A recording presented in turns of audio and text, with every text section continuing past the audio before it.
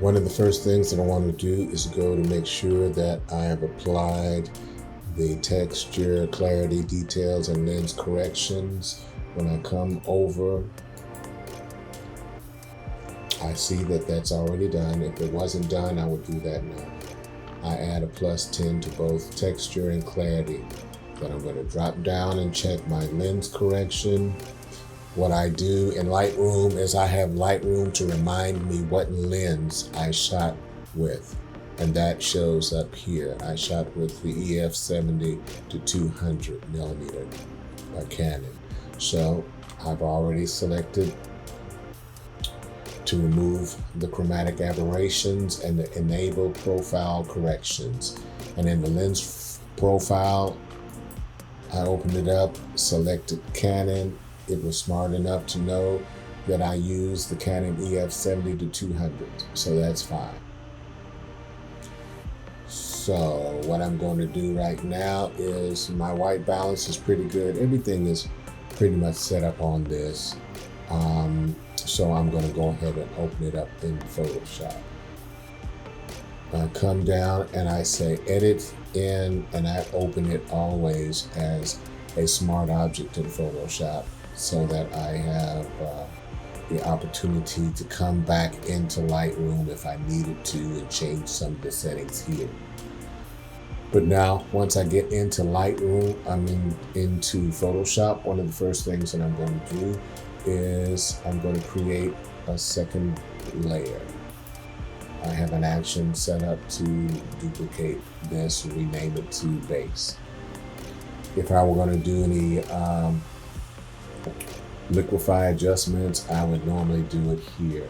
But since I'm moving straight through to the frequency separation process, I will go ahead and I will actually duplicate this by pressing Command J, duplicating that layer, and then to rasterize that layer, to flatten it, and then duplicate it twice.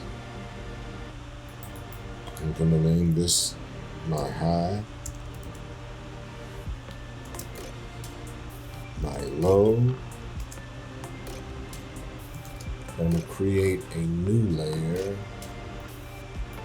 which showed up down here. Let me bring it up, and I'm going to call this Clean Up 1.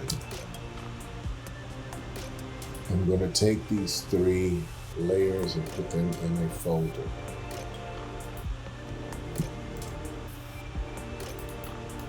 Title that, not a folder, but a group. Title this group FS1 for frequency separation 1.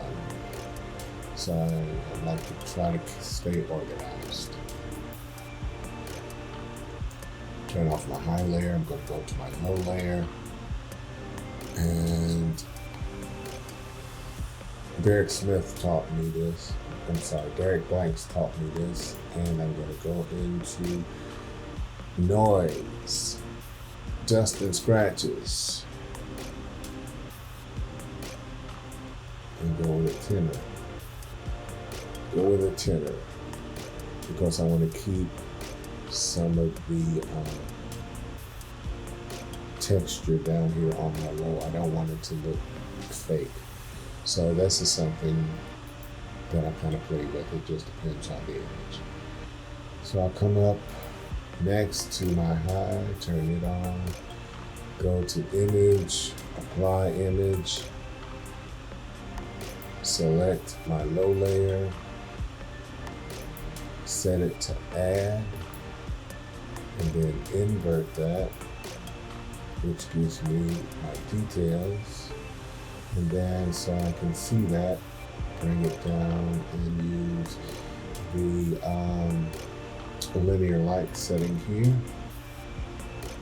And now I can see everything. I'll switch from my mouse to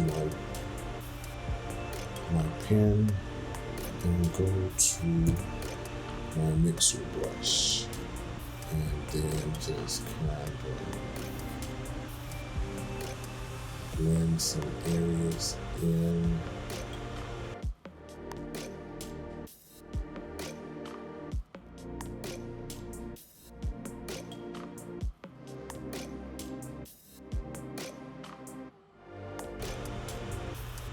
Smoothing this and blending it with my brush a little larger.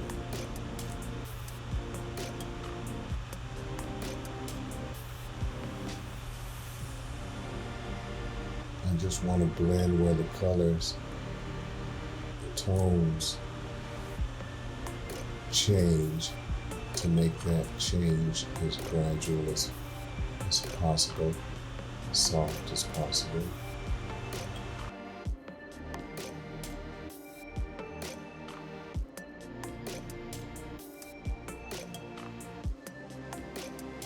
Pull the lights into the dark first, and then reverse it.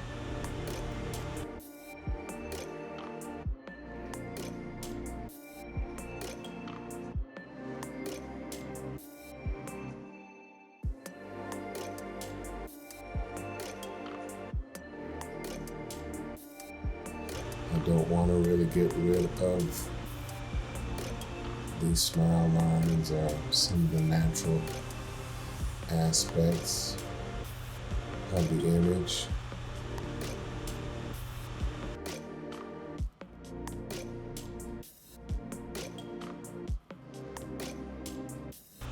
Right in this area, I want to blend that a little bit.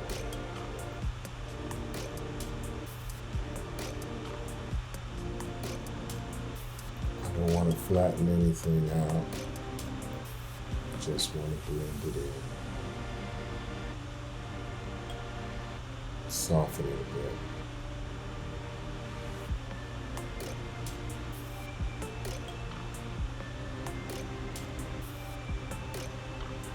Just those edges.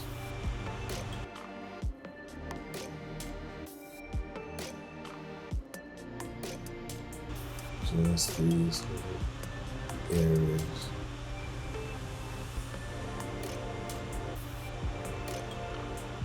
Get rid of that, smooth that out, blend this in.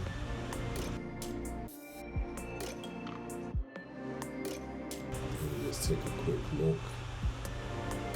Put the highs back in. It's looking pretty good.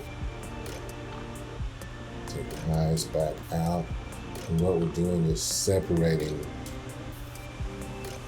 the color from the texture and work on each separately.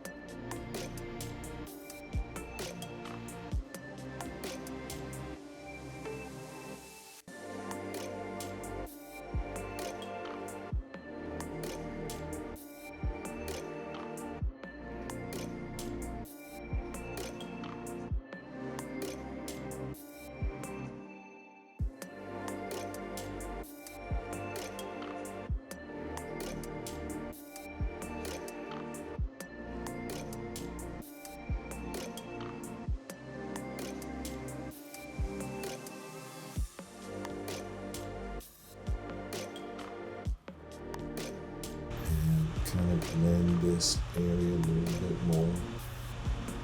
Pull that light toward the dark, the skin tone, toward the hair, as opposed to having my brush stroke to go the opposite direction and ending up pulling the dark from the hair into the skin.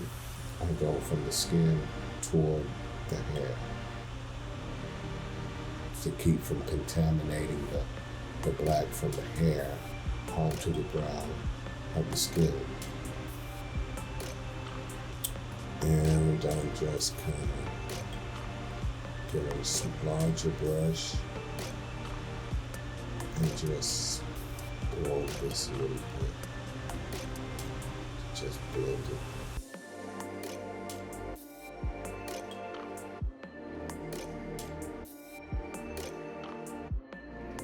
Trying to even it out as much as possible. I'm going, I guess, a little quicker than I normally would.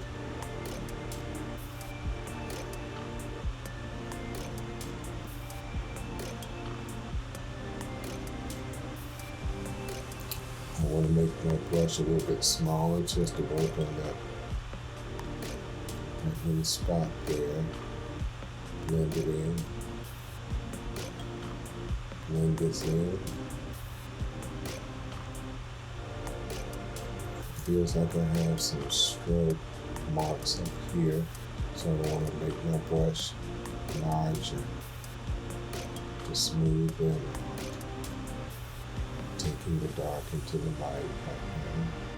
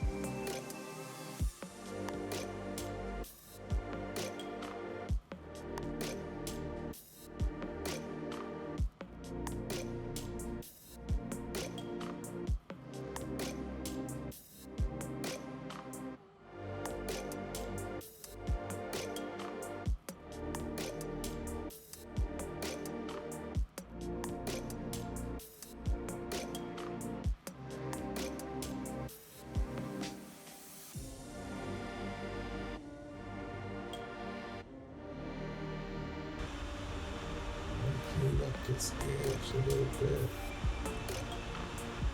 And keep that highlight there. Just want to blend it a little bit.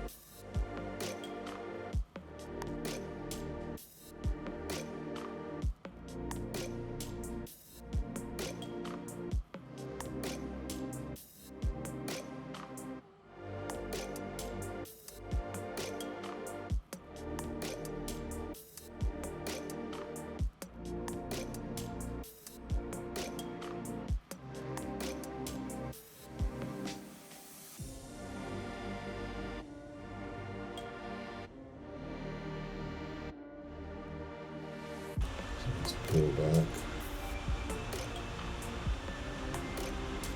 and take a look. I don't want this little piece of shirt to show, so I'm just going to take the color from here and pull it down over. And again, that's something that I could have done this a lot of ways. But since I'm here with the mixer brush, I'm just going to use it.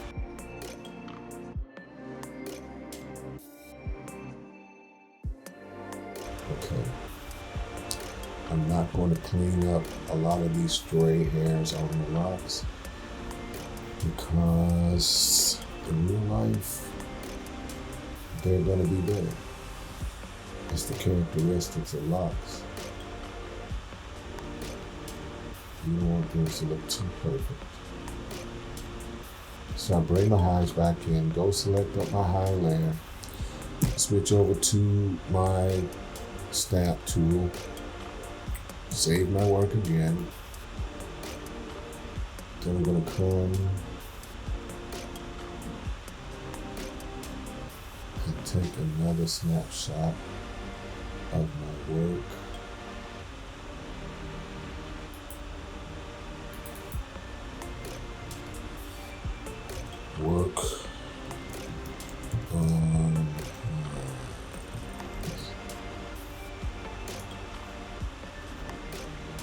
And save that in case I need to come back to this spot. Back in there. Save my work. Come down to the high layer. On my clone stamp tool, I want to make sure that the flow is 100. Shift 0. So now my flow and now opacity is at 100%. Going in, save my work again. Going in close. I'm going to systematically start up here. Find the area of the skin that I want to, and I make sure that my setting is on current layer.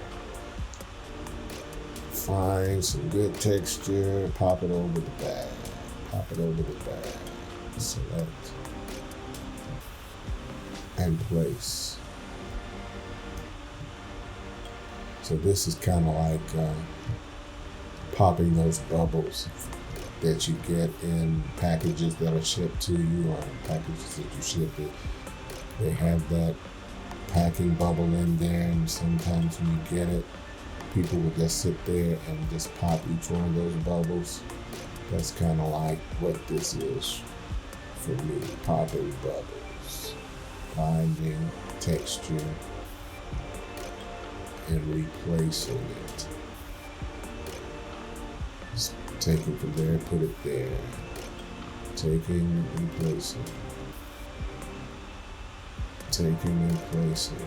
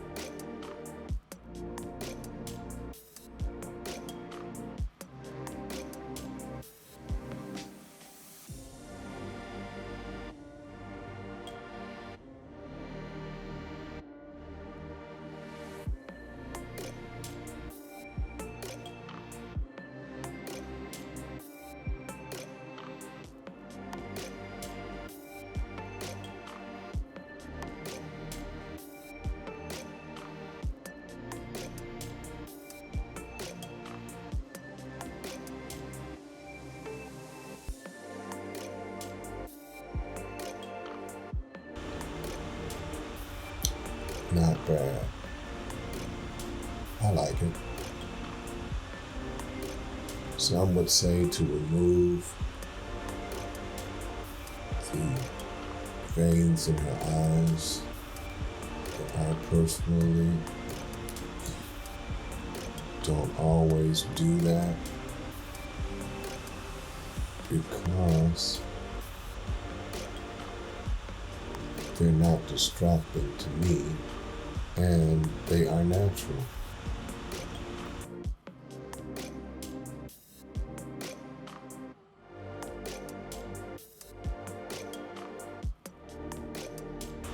Okay, I'm gonna save my work, back out.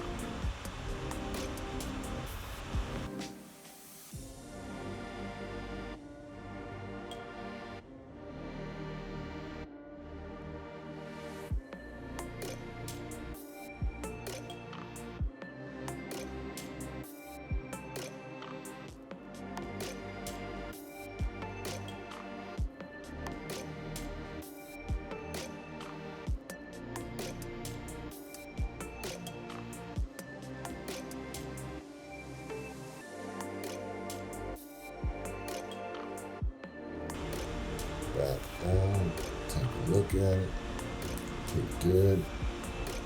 So, I'm going to hit Shift Option Command E on Mac, create this stamp layer. I'm going to call it Stamp 1. And I think I just want to put a bit of a vignette around her, a little bit. So I'm going to turn it into a smart object. Go up to filter, camera raw filter, come in, come here, this guy, gradient, and then just pull out like this, hit X to invert that, and then lower the exposure.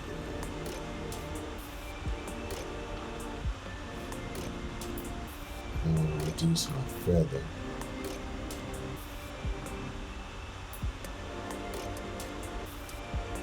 I'm going to put more emphasis on her face. So I'm just playing with the angle of the light. I can turn it this way. Make it longer and narrower. Again, just kind of using it as a light modifier. So I bring it over a little bit, put a little more shadow over here on her cheek. And then I'm going to leave that alone. And be done with that. It comes in, save my work.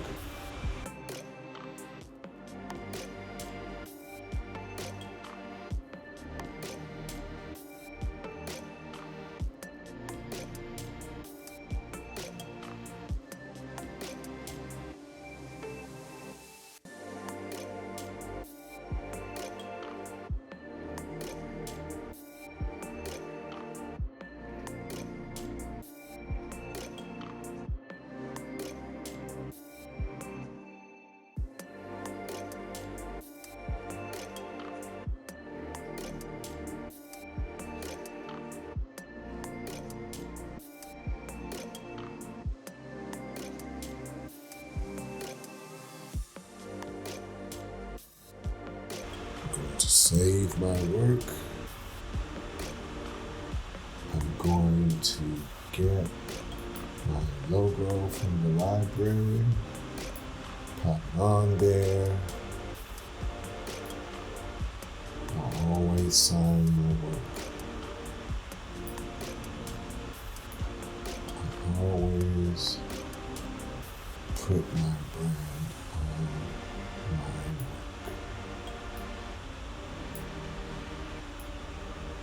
And I don't just put it anywhere. Every image, I place it and nudge it over by Shift, Command. Strategically place it right there. Save,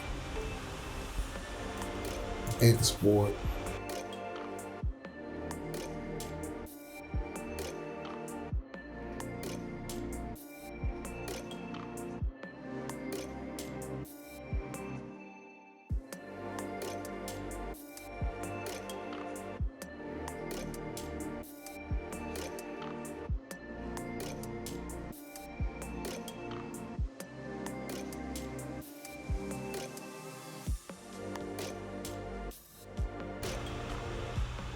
And we're done.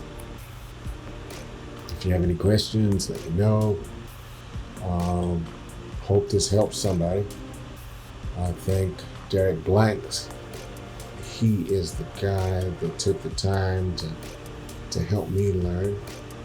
I didn't learn all of his tricks as well as I should have, I guess, but I'm working on it, getting there. You guys take care.